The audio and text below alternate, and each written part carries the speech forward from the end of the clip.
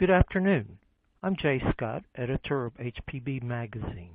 Thank you for joining us for today's webinar, part of the HPB Supplier Webinar Series, providing information about technology for industry professionals. ASHRAE does not review supplier webinar presentations. Today's presentation, prepared by Belimo, is on district cooling and the effects of low delta T. Today's presenter is Steve Ripka. Steve is the Regional Applications Consultant for Belimo in the southern region of the U.S. He is responsible for providing leadership to all contracting sales managers regarding consulting engineers and end users in his region. Steve came to Belimo with over 20 years' experience in the HVAC controls industry, which has included providing technical training for the installation of process systems and the selection, sizing, and application of control valves. Before joining Belimo, Steve worked in both the contracting and distribution tiers of the HVAC industry. And now we turn the presentation over to Steve. Thank you. Okay, thank you very much, Jay, and thank you everyone for tuning into our presentation here on district cooling and the effects of low delta T. Essentially what we're going to talk about today is how low water side delta T affects both the central energy plant or the utility plant and the building or buildings that plant is serving. So a quick run through of our agenda. We'll talk a little bit about coil design and coil performance. Just a brief review on system design, the variable systems, both primary, secondary, and variable primary. Low delta T and the relationship of low delta T with pumping on the chilled water side. Some of the causes of low delta T. Things in the past that have been done to try to correct low delta T syndrome and that have not worked. How low delta T affects chiller capacity. Delta T correction. And then a small review of a small case study done on a building that's located in a district cooling loop and how we corrected delta T and the savings associated with that delta T correction. So when anyone looks at purchasing or installing an air handler, of course they review the submittal. And the submittal's got different sections. We're going to have a fan section, an economizer section, a mixed air section, and of course coil sections. And those coil sections give us certain design parameters of the HVAC coil that's in the air handler. We see we have a entering and leaving water temperature design and a flow rate. So what we have here is a temperature differential and a maximum GPM, and those are calculated up to give us a capacity, a BTU capacity for that particular coil. The calculation for that BTU capacity is 500 times the GPM times the delta T. So of course 500 being the constant and GPM times the delta T to give us our BTUs. If we take a look at the data we saw on slide 3, in the submittal data we saw on slide 3, and we run this calculation of 500 times 180 GPMs times 14 degrees, we see that we get within about 0.2% of the manufacturer's stated capacity for that coil. And what you'll find is if you run this basic formula against other manufacturers' data, it is usually a 0.1 or 0.2 plus or minus discrepancy. So just to say that the calculation or the formula used pretty much always coincides with the manufacturer's printed submittal data. When it comes to variable flow system design, we have primary, secondary, and variable primary systems. On the primary, secondary side, we have two piping arrangements, one being a manifold pumping arrangement where any pump can serve any chiller in the system. So pump 1 could serve chiller 3 if the need be. And this is nice because you can vary your equipment. You can have different run times on each piece of equipment. However, if you are in a situation where all 3 pieces of equipment in this example are running and all 3 pumps are running, and you lose a pump, the entire plant can go down on low flow. A more basic primary secondary design is a simple dedicated pump to dedicated chiller system, where basically chiller 1 has its own dedicated pump, 2, 3, and so on. And when that chiller calls for a pump, the same pump comes on every time. Of course, we have secondary pumps in the primary-secondary loop that draw from the primary loop and feed the distribution side of the system. So you satisfy the load demands of the entire facility or facilities that this plant's serving. Then we have variable primary flow systems, where instead of having both a set of primary and secondary pumps, we simply have primary pumps. And those primary pumps vary in speed based on the demand of the system. We have bypass lines in the variable primary system with valves in them, generally one located somewhere near the plant. And then in some cases, alternate bypasses to keep chilled water flow at the far end of the system. So if a remote air handler calls for cooling or heating, there is hot or chilled water available at that point of the system, so they don't have to wait for hot or chilled water to get to that point of heating or cooling.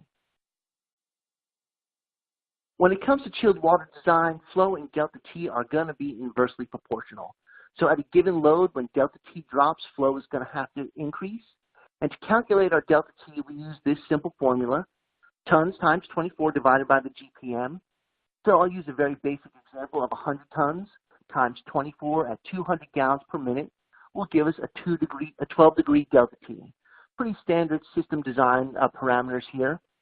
While GPM is calculated by using tons times the constant of 24 divided by our system delta T. So if we look at the GPM requirement of a 100-ton system running at 12 degree delta T, we'll see that we need 200 gallons per minute to satisfy that system's load requirements.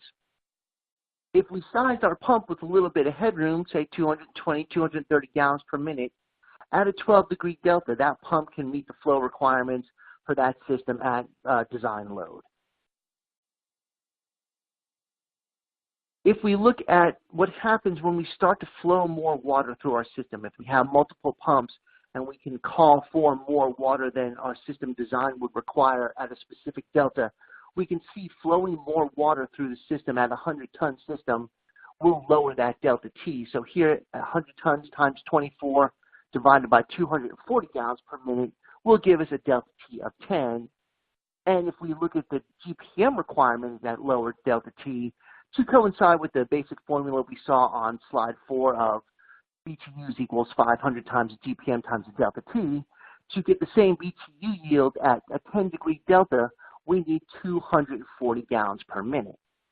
Now, if we look at the original pump sizing here and say our pump can deliver no more than 230 gallons per minute, at 10 degrees, essentially, we don't have enough water to meet the demand of the system, and to use a sort of a low-tech term, the system kind of runs out of water.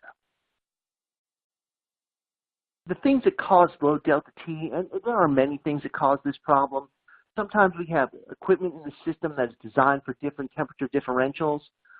Three-way valves, of course, allow water to bypass coils or heat transfer devices at partial load and send cold water back to the return side. When we start to reset the supply air temp above design, that can lead to both unstable control and lower return water temperatures.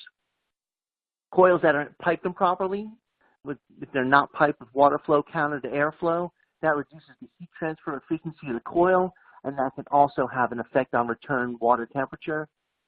Our bypasses, our decouplers, are going to, of course, in a primary secondary system, have some adverse effect on the return water temperature. Oversizing is a common problem. We all know from the manufacturing perspective, things are oversized a little bit just for safety purposes. Controlling the chilled water valve using only the air sensor. So, of course, we are always going to use base temperature or maybe discharge air temperature to modulate our chilled or hot water valve to maintain temperature. However, why not take a look at the media, at that water that we're using to create, let's say, that 55-degree discharge air, and make sure we're using that water as efficiently as possible or to design. So if that manufacturer designed that coil for 42 degrees in and 56 degrees out, let's not fall below a 14-degree temperature differential and become inefficient and require more water to satisfy that calculation to get those BTUs we need. When it comes to manual balancing, we balance for full flow or design conditions. So once we're not running at full load, we do have the potential to overflow at the point of water to air or water to water heat transfer, and cause inefficiencies in the systems. Changes to systems happen all the time. I come from the construction side of the business, and I know that after several years, if you go back to buildings that you built, you do find that there's equipment that was installed that was really not taken into consideration when it comes to the whole system. System's not rebalanced, so that can have an adverse effect on how our overall system and system delta T is functioning. Another cause of low delta T is laminar flow. So when we talk about laminar flow, this generally happens at a relatively low velocity. In many cases, somewhere around 1 foot per second or less. And sometimes when I give this presentation, people do mention that in large distribution piping, you will wind up with laminar flow. And then when we start to step our piping down to go into the buildings where the water is consumed for air conditioning purposes, then we start to get that turbulent flow, and the water starts to mix and clash against the tube walls and provide good heat transfer. But if those water molecules aren't turbulent, if they're not swimming around and a little chaotic inside the tubes of the coil, all the cold water molecules don't contact the inner wall of the tube that's in the coil, and we don't get good heat transfer because every molecule in the water is not getting the opportunity to contact that tube wall and chill that tube down to create good heat transfer. So laminar flow can certainly have an adverse effect on system delta T. This is a difficult thing to address. Generally, it's a pumping issue, but this is one of the causes of low delta T. Another thing that causes low delta T, and I tend to joke about this with people, is pressure-dependent valve sizing. We use some constants and some rules of thumb to size a pressure-dependent valve for modulating services. Oftentimes, it's 3 to 5 psi-d of drop across that control valve, divided into taken to the square root and divided into the GPM requirement of the coil to calculate that CV. So oftentimes a customer or someone who needs a valve product doesn't know the exact pressure drop requirements, and for rules of thumb, we'll use the number 4. So we'll divide the GPM by 2, look through our catalogs, find the closest CV rating we can, and generally revert back to that oversizing. So it's unlikely that a manufacturer, distributor, or a contractor is going to provide a customer an undersized valve or a valve with a lower CV than that 4 pounds of drop requires, but they will certainly go with the slightly higher CV valve so as not to starve the equipment. And what happens here is as we select our pressure-dependent valve for a fixed flow and a fixed pressure drop, as the pressure across the system increases and decreases, the flow through that valve can increase and decrease for any given valve position. So although we may be designed at 4 pounds of drop at 100% open, we can flow considerably more water through that valve at 100% open at 5, 6, 7 pounds of drop across the valve. So as system pressure increases, the flow through a pressure-dependent valve will increase as well for any given position of that valve. Some of the consequences that are associated with overpumping caused by low delta T, running more equipment is a big one. We start to flow more water, we start to have to bring on more pumps and more chillers and more towers to satisfy the flow requirements of the system. Doing that diminishes equipment life, increases maintenance needs, maintenance cost. It can contribute to unstable control, and of course, unstable control contributes to compromised occupant comfort. When it comes to pump affinity and delta T, we can see here that a small change in temperature is going to create a large change in pumping horsepower requirements. So I'm going to revert back to my little 100-ton example here.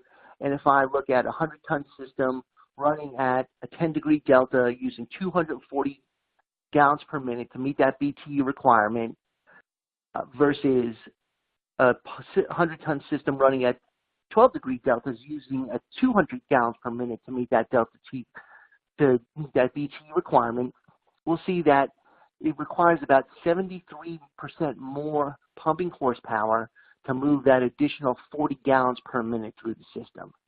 So A 2-degree decrease in our system-wide delta T causes us to use 73% more pumping horsepower. A whole lot of electricity being used here based on a very small decrease in temperature differential or a very minor inefficiency at our point of water-to-air heat transfer. In the past, something that's been used to correct low delta T is a deny or a choke valve or a runaround valve, where you simply recirculate the water until it's at its design return temperature set point, and then let it go back to the return side of the system. So in this example here, we see we're sending nice 42-degree water out to the supply side of our coils. As it comes back, if it's not at its 54-degree design, say it's at 48 degrees, we will send that back to the supply side and start to blend moderately temperatured water with our 42-degree water.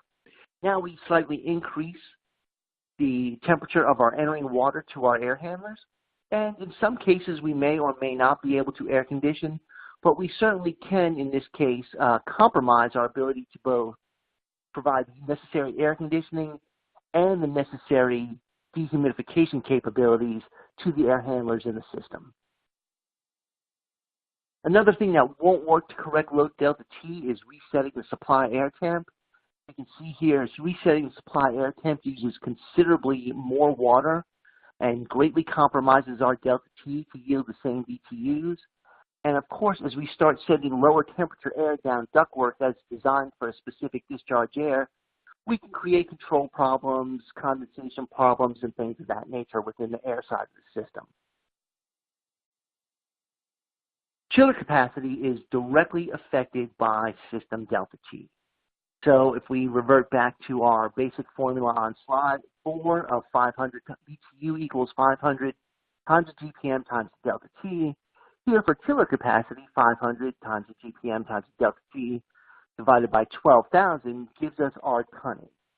So here, if I'm running 6,000 gallons per minute through a system at a 10-degree delta, I'm yielding 2,500 tons of cooling, while if I'm closer to design at 12 degrees and 6,000 gallons per minute, we can see we are getting 3,000 tons of cooling, which is most likely close to design for our equipment in this particular scenario.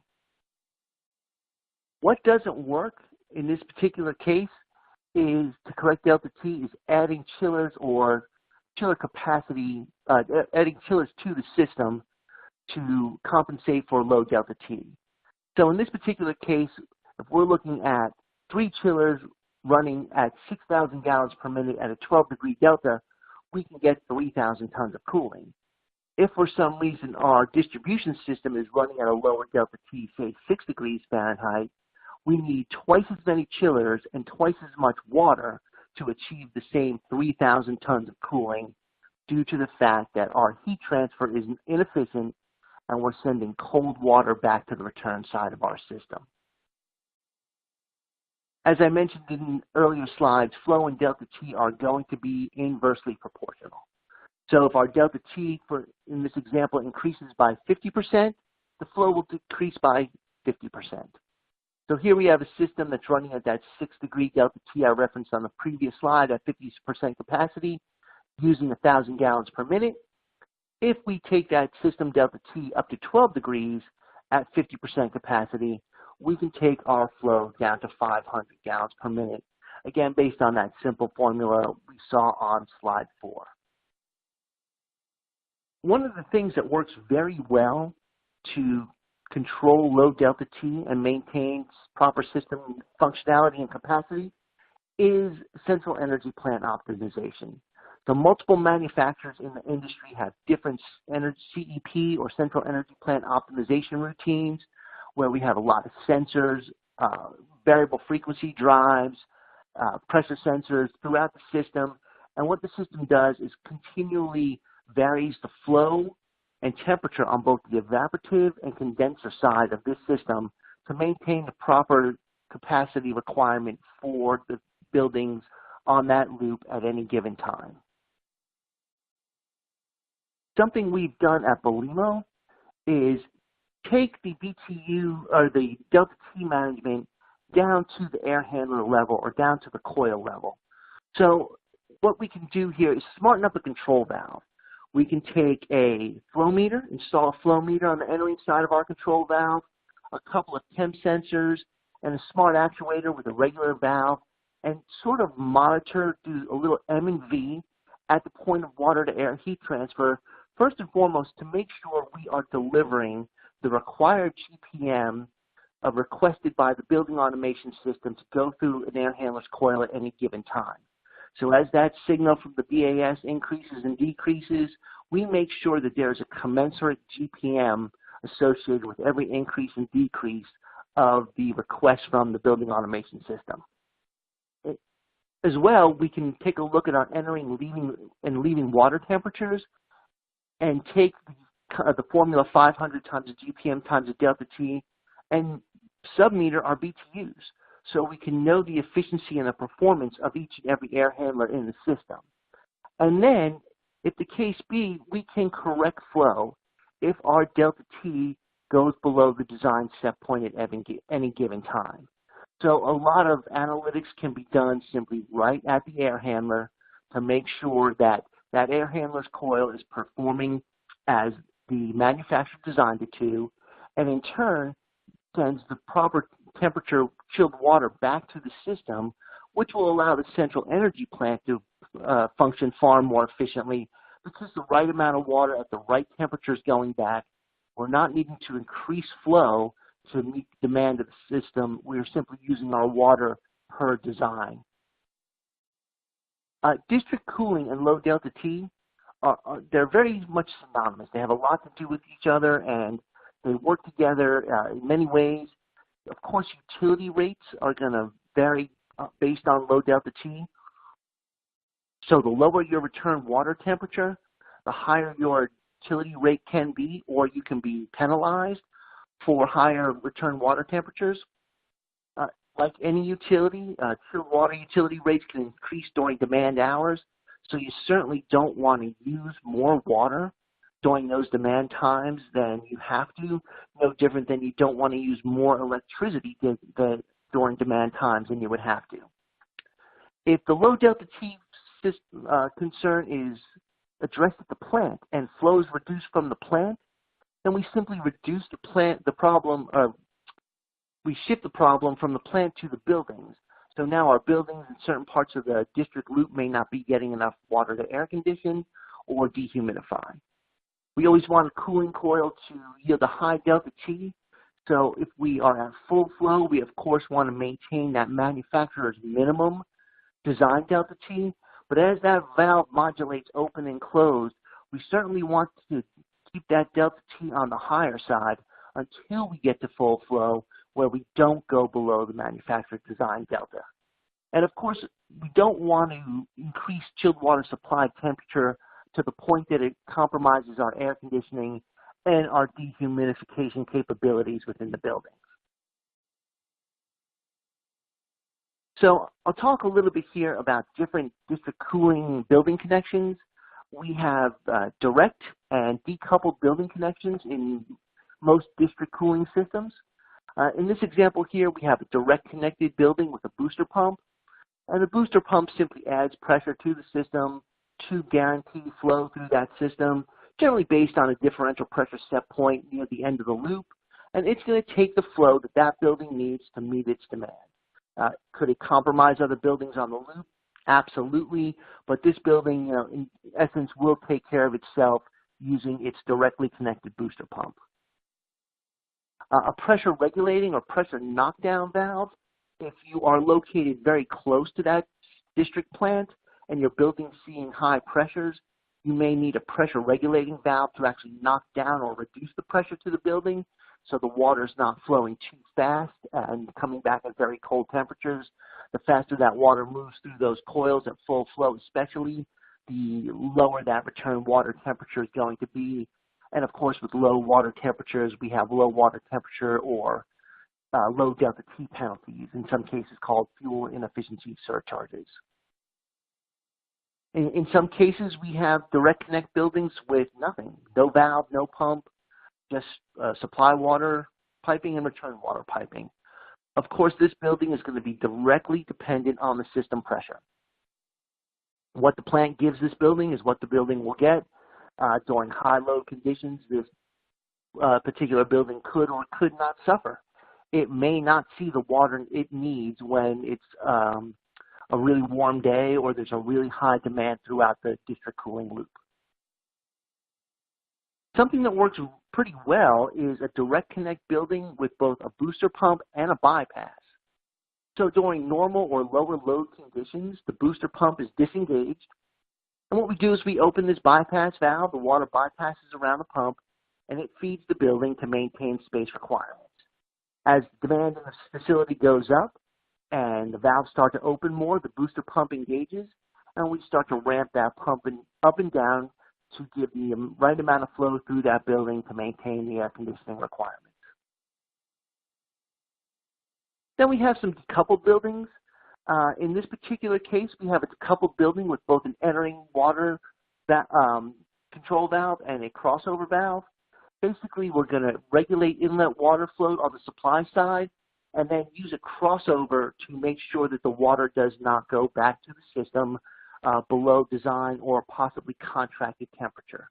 So although this can be very efficient to maintain low fuel inefficiency surcharge bills or low delta T penalties, we do in some cases start to blend that moderately temperature water back to the supply side, which again can have an adverse effect on air conditioning and or dehumidification.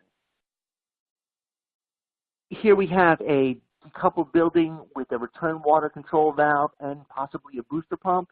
And once again, we recirculate the water back through the supply side of the loop until it meets design return water temperature. On those very hot, humid days, once again, this can be problematic, specifically when it comes to the dehumidification strategy. And then finally, a decoupled building with a heat exchanger. And what we do here is we basically separate the building entirely from the chilled water loop with a heat exchanger. There's going to be a little bit of heat transfer loss in some cases, but there's some advantages to having a heat exchanger in a building, especially if you're building a high-rise facility and you can decouple the building at about the 11th or 12th floor. And now instead of having one very large high-pressure system, you can have a low-pressure system on lower floors and a low-pressure system on the leading side of the heat exchanger. So what we're going to do here is take a look at delta T correction in a building on a district cooling loop.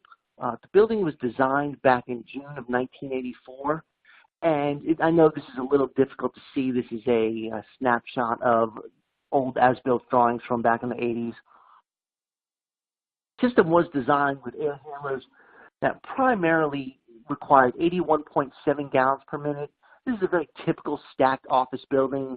The first 2 or 3 floors are a little different, and then when you get to floor 3 and up, it's pretty much a repeated footprint. You know, very typical building, a building we've all either been in, designed, built. It's nothing too unusual. And again, most of the air handlers designed for 81.7 gallons per minute with 42-degree entering water and 57-degree return water on the air handler coils. So we were in Nashville, Tennessee, talking to some folks, and they explained to us that they were paying relatively high delta T penalties and likely using a little bit more water than this building was designed for. We showed them some valve technology that incorporated a flow meter, temp sensors, and the ability to control delta T if it fell below a design parameter. And the customer agreed to install a few smart valves or intelligent control valves in their building.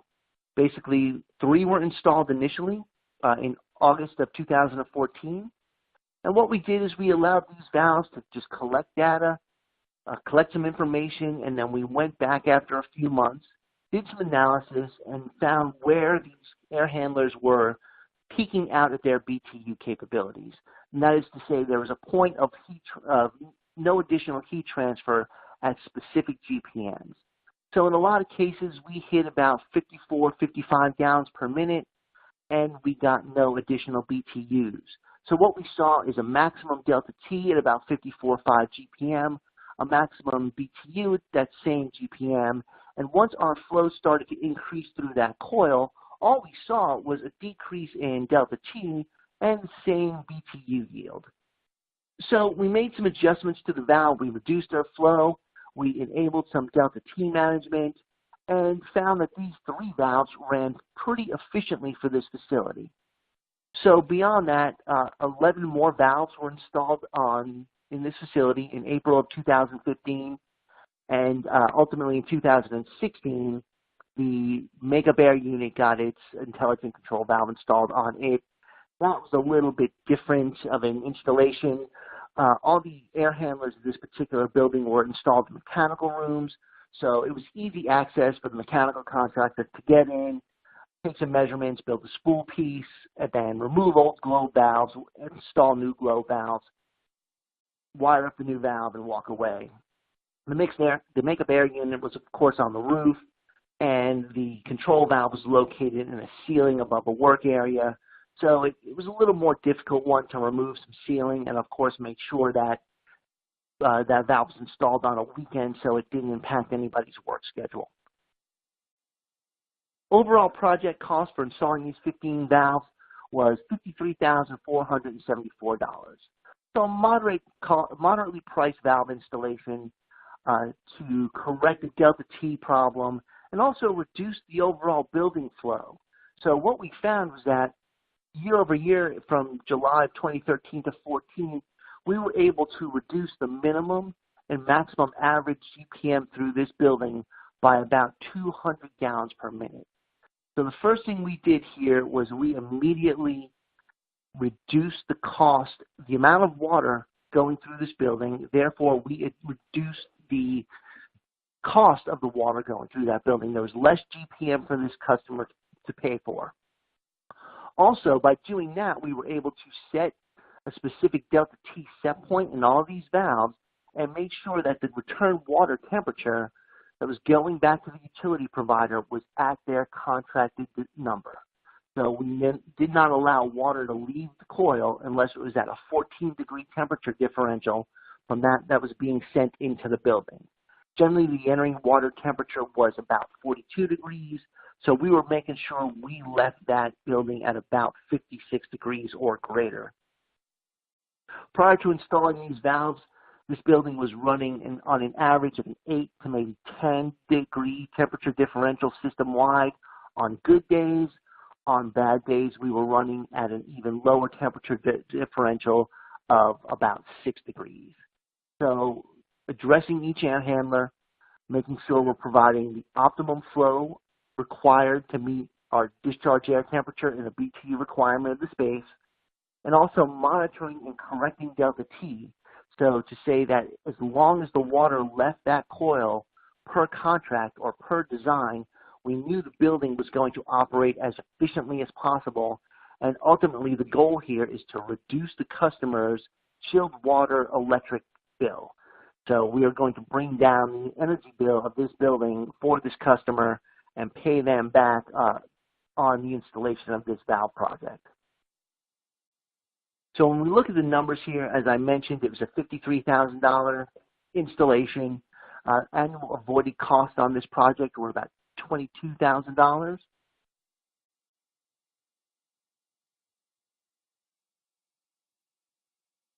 Total energy savings of about 68% on this installation. We found that by our second year, this job started to generate positive cash flow. And finally, when we just look at the basics of a simple payback of 2.4 years on a $53,000 job, it's wound up being a pretty successful job for this particular building owner. And what they have done is implemented using intelligent control valve technology in all their buildings that are located on district chilled water routes. So with that said, thank you very much for your time. I appreciate you attending the webinar. I'd also like to mention that a version of this presentation will be available at belimo.us under the energy valve section under documentation. So thank you very much.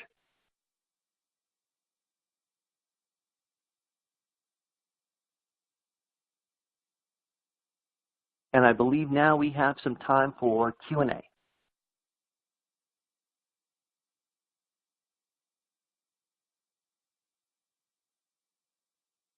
So the first question I have here is from Jake. And Jake is asking, what is your opinion on eliminating balancing valves altogether on a chilled water system? Jake, essentially, if you're using some form of pressure-independent valve, most manufacturers recommend that the balancing valves are eliminated. Of course, you'll want to have isolation valves on the entering and leaving side of your coils, but generally manufacturers recommend that balancing valves are eliminated. They create additional pressure drop in the system, so therefore they create the need for more pumping energy to be used. So if we can get our balancing valves out of the system and just have a standard ported, a full ported isolation valve in there, the pumping system will work a lot more efficiently. Okay, next question. Many district cooling customers have fan coils on their HVAC system. Typically, the control valve is ordered with the fan coil, and they are low quality and perhaps not fully modulating. So what you get with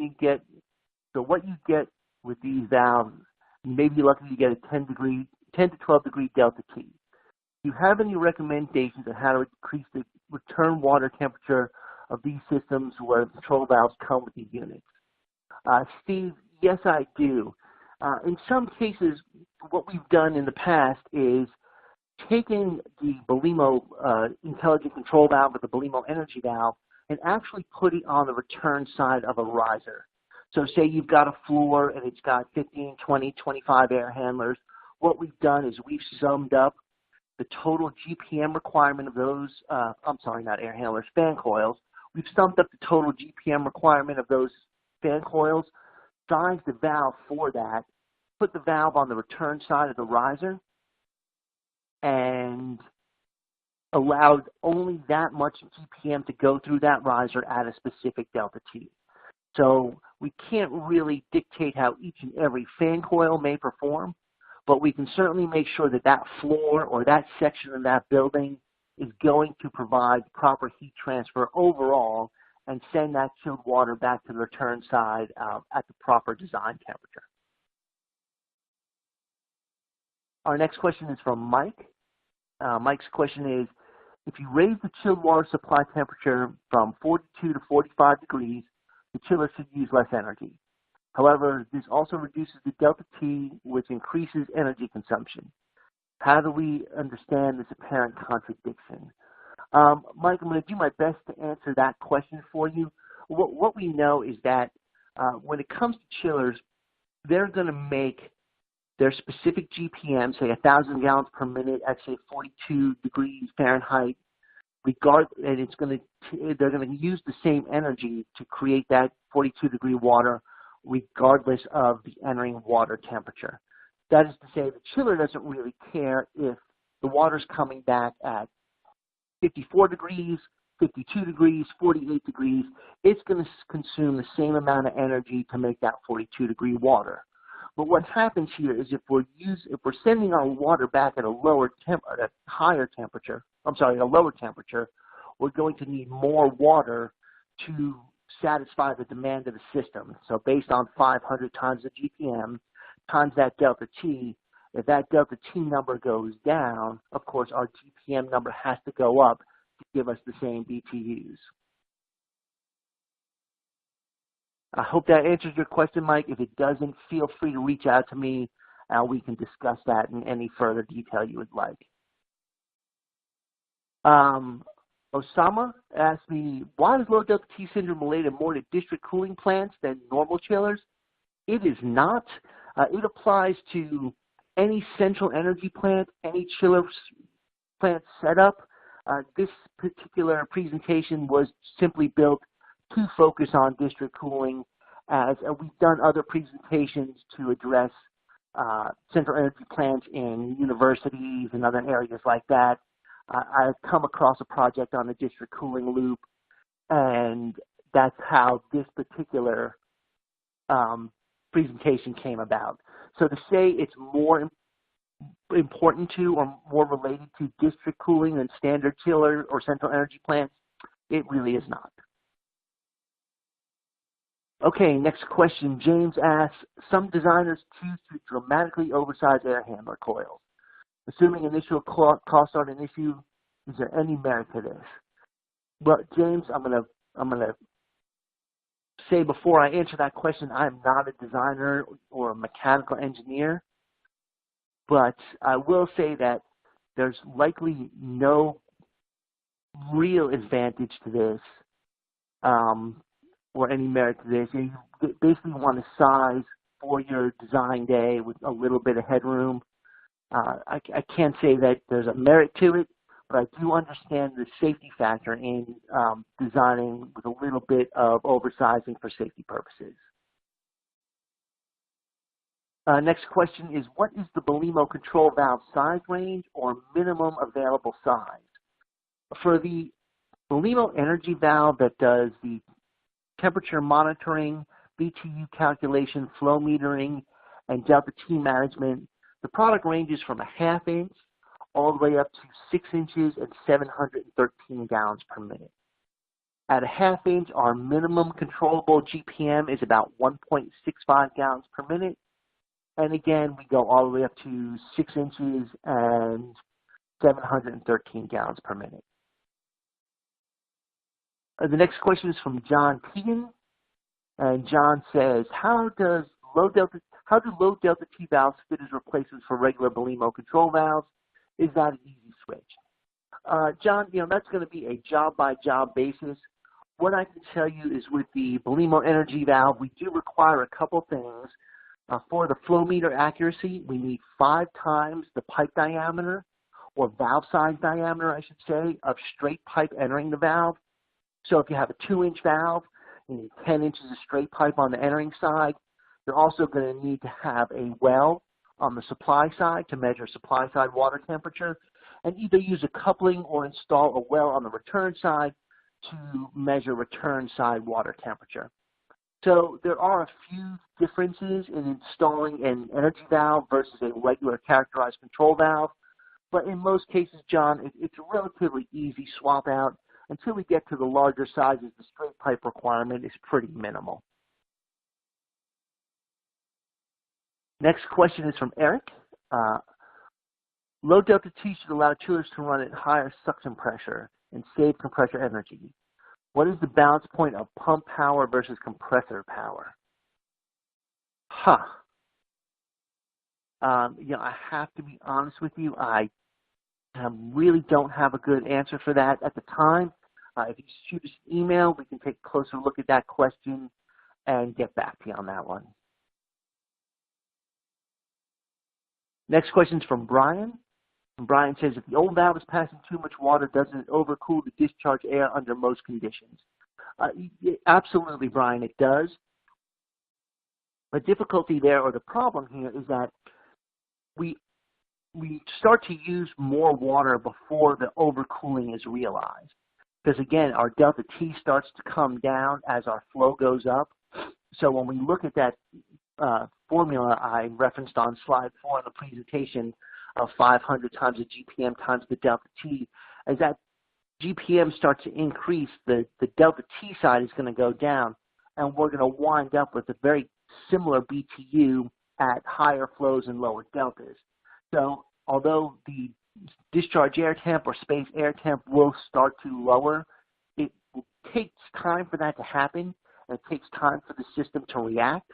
So we can have a lot of wasted water before our system actually starts to react and the valve starts to correct.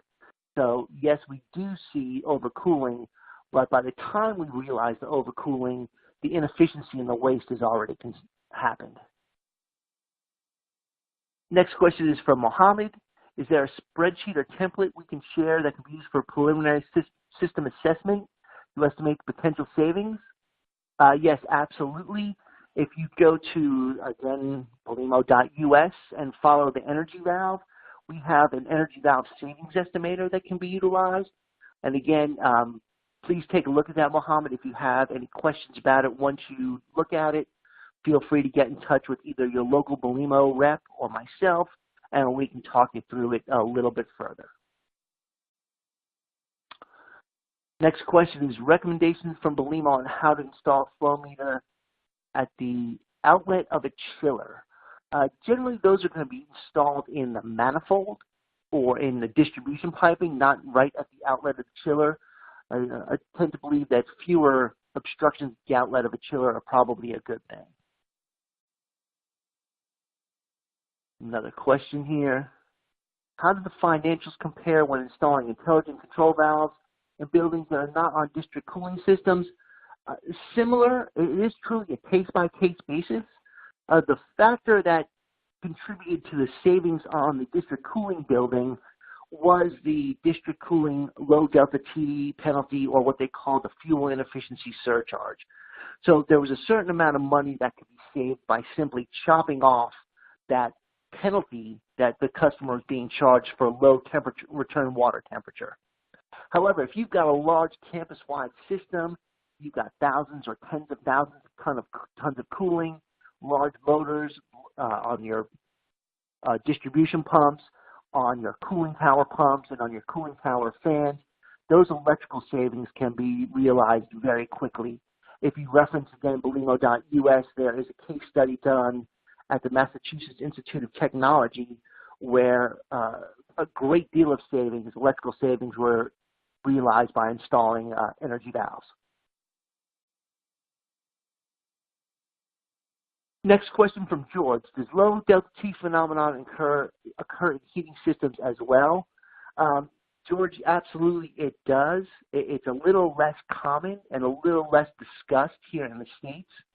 I know our friends at Belimo up in Canada come across this all the time, and they would probably be far better to speak to low delta T on a heating system. Ironically, George, I'm from the Southeast. I live in Central Florida and work mostly in Florida and Texas. So a big part of what I talk about is, of course, chilled water. But to answer your question, yes, George, absolutely it does. And if you need more information, we can certainly get you in touch with someone who can speak a little more in detail to hot water systems. We have some really sharp folks up north who can help you out with that. Next question is from Mike. Mike wants to know where we can get a copy of this presentation. This presentation will be available at Belimo.us in the Energy Valve section under Documents. Next question is from Justin. Justin's asking about the meters in the intelligent control valves, or the energy valves. He wants to know how often they need to be serviced or calibrated. So, Justin, what Belimo uses in our energy valve are two different type of meters without moving parts. So we don't use an impeller-based type of meter. On our smaller threaded valves, what we use is an ultrasonic flow meter. And on our larger valves, we use magnetic flow meters. These are all wet calibrated at our factory, and they have no need to be calibrated in the field. We've done some life cycle testing, and we don't see any major drift in accuracy or repeatability on these meters.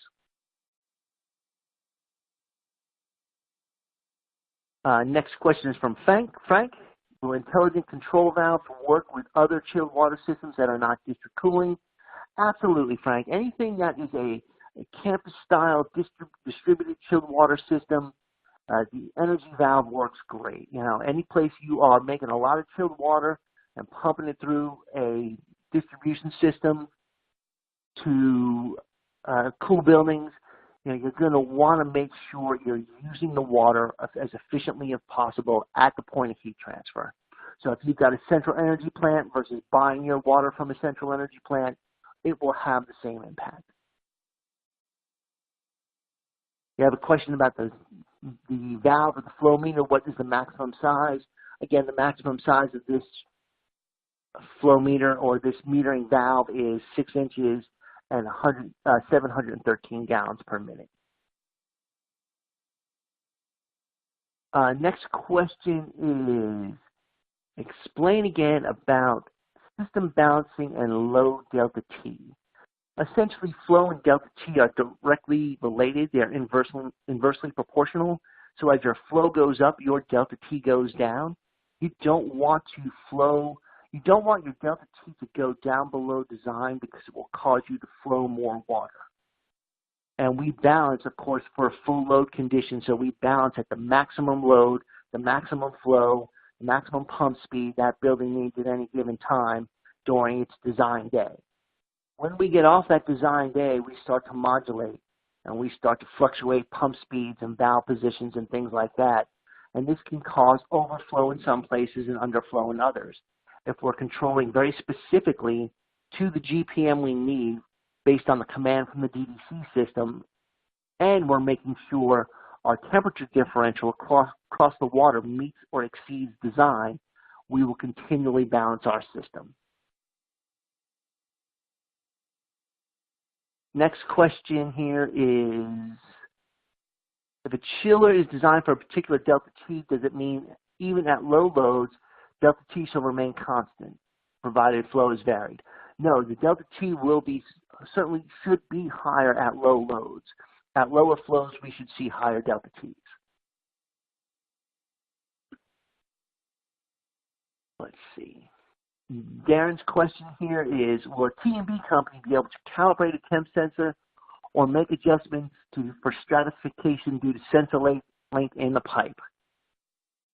You know, Darren, that's a very good question.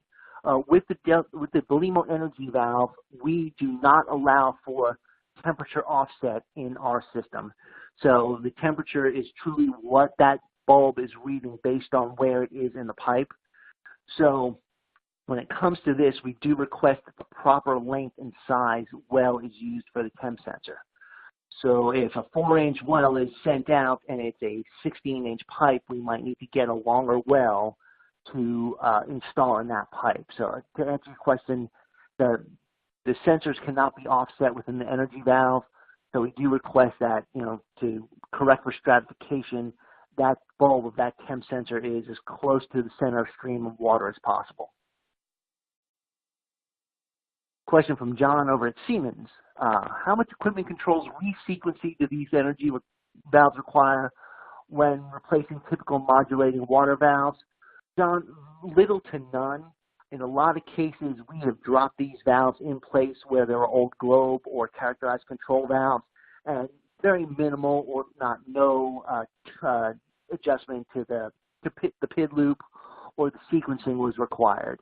Now, they tend to work pretty much like a modulating control valve, which in essence they are. They're built on a standard characterized control valve framework, so very little, if none, is required. Corey's got a question about laminar flow. Corey asks, how does the energy valve overcome laminar flow issues that result in poor heat transfer? Corey, it really does not. Laminar flow is not something that can be corrected with a valve product. It tends to be more of a pumping or a velocity issue. But it's just something I like to bring up in the presentation to show some of the different causes of low delta T. Question from Con Ed Solutions about communication protocol in the energy valve. The energy valve comes with standard BACnet and Modbus communications on board. LAN is not available. However, you can switch between Modbus and BACnet. It's standard on every product. It's just a matter of which protocol is selected and set up. Another question here from Mohammed. What are the benefits of using a heat exchanger at the load to decouple the building and create a tertiary loop? It's mostly a pumping benefit. Again, you can prevent yourself from having a high pressure system on a high-rise building. And also, you can add plates to a heat exchanger as capacity needs in the buildings change. Eric's asking, do these valves receive a 0 to 10 volt signal from the air handling unit controllers? Yes, Eric, they can take a 0 to 10 or a 2 to 10 control signal like any other modulating control valve can take. They can also have their set point written to them via BACnet or Modbus. So depending on how the system's laid out, can use a standard modulating signal or communications. Now, in most cases, controls contractors always have some form of hardwire modulating signal to the valves, but you're not predicated on having that at all. If, in fact, you just want to network everything, that can be done as well. Next question here from Ed is, should delta T control the speed of the pump or the temperature set point of the chiller? Well, the temperature set point of the chiller really should be set based on system design, which is generally 42 degrees Fahrenheit.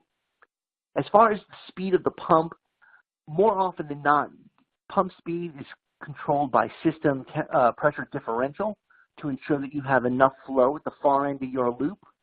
However, you can take some flow and delta T readings into consideration when resetting or tweaking that pump speed. But ultimately, that differential pressure is still going to be required to control pump speed. So Michael's got a question here. It's a little bit of a long one, so let me read this out to everyone. Let's assume our air handlers are set up for a 12-degree delta T under normal conditions. Suppose I want to dehumidify prior to starting the building using 37 to 39 degree chilled water. How would you control that same valve under alternate supply temperature condition, maintaining temperature difference, maintain chilled water out? Or what I would do there, Michael, is if you are doing a standard dehumidification routine at low water temperatures, for the time you're doing the dehum, I would consider disregarding or disabling that delta T control, filling that coil with all the chilled water it needs to dehumidify. Then once you get out of dehumidification mode, go back to delta T management. Question here from Mohammed. How is this affected if we are dealing with variable speed primary pumps versus constant pumps?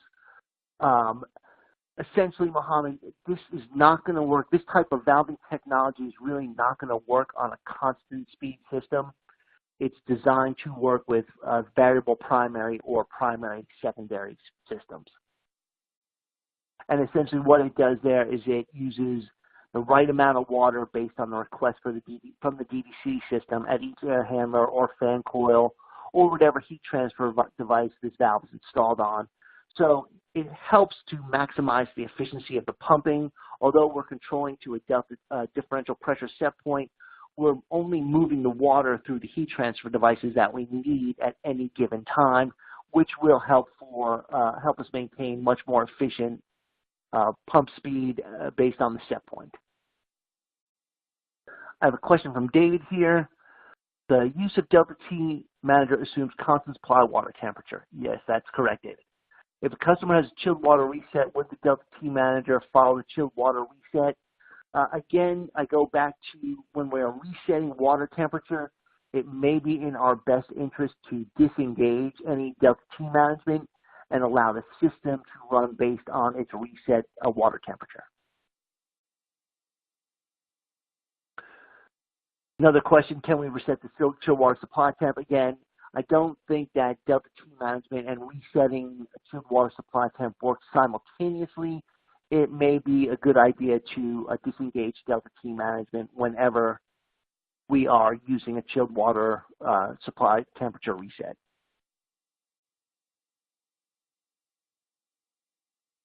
Here we have, let's see, my last unanswered question. Again, another question about where the slides are on the website. If you just go to belimo.us, go to Solutions, you'll find Energy Valve under Solutions, and under Energy Valve, it should be under Documents. Jim, the slides may not be there right now, but they will be posted up sometime today.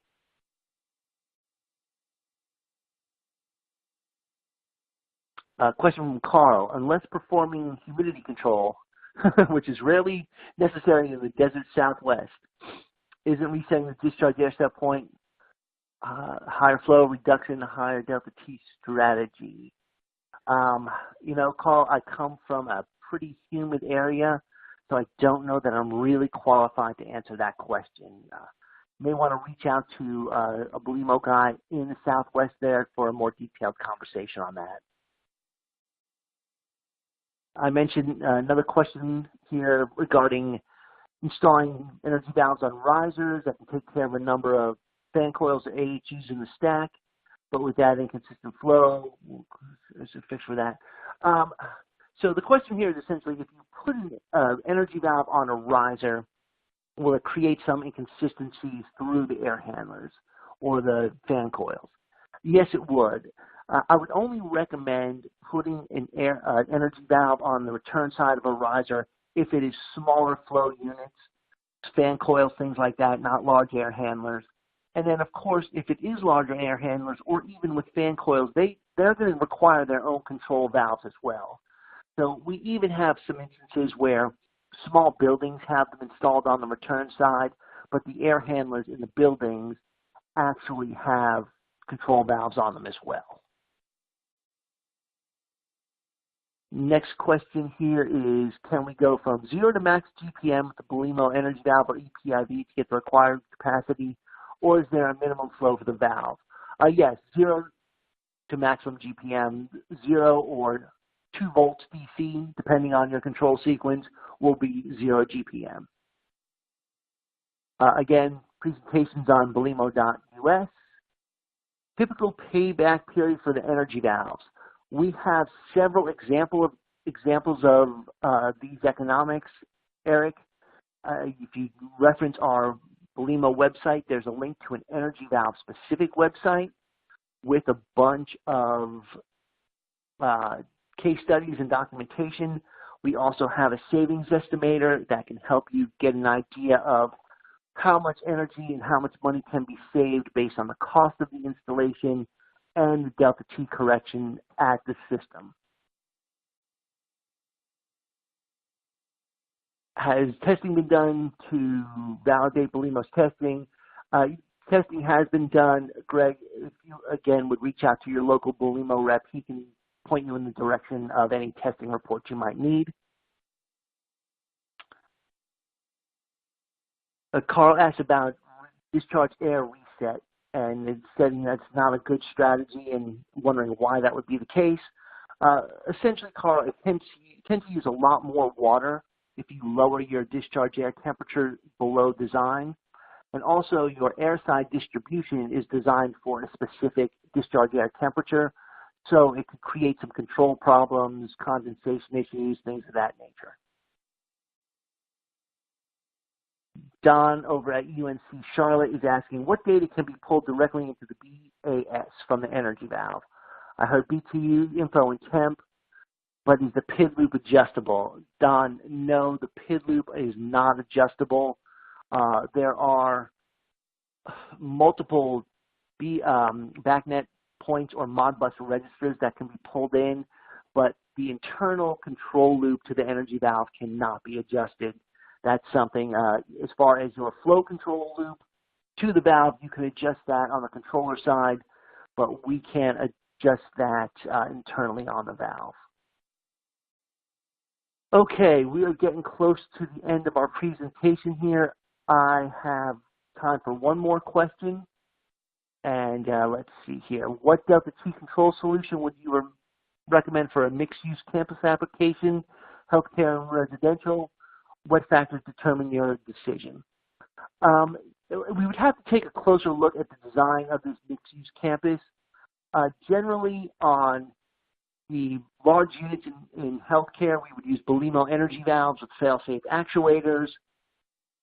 Then at the residential level, you know, it really depends on the piece of equipment and how much water is required through the coil of that piece of equipment. You know, that's sort of a case-by-case basis. But what I can tell you is that we do have a solution from down to as low as half a gallon per minute all the way up to 713 gallons per minute.